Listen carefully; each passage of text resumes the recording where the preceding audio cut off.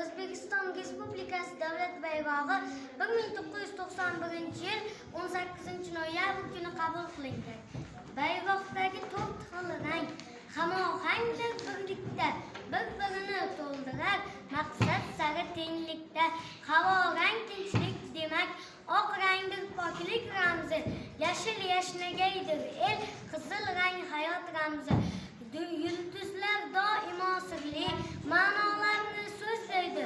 12 yulduz, 12 oy tarixdan so'zlaydi. Yangi chiqqan to'lin oy har ko'zni o'ziga chorlar.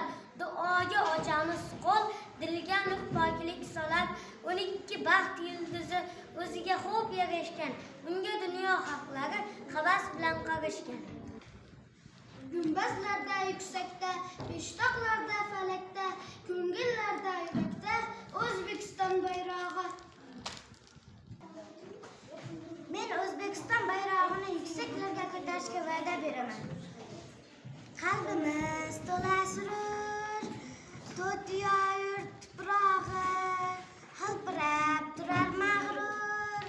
O'zbekiston bayrog'i, rangi hayot misoli, yulduzlari hiloli, mustaqillik timsoli.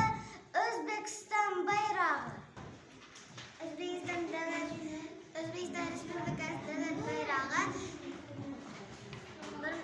1991 yil 18 noyabr kuni qabul qilingan. Bayroqning ranglarining har xil ma'nosi bor. Ko'k rang osmon musaffoligini bildiradi. Qizil rang esa tomirlarda oqayotgan qonni bildiradi. Oq rang qalbimiz musaffoligini bildiradi.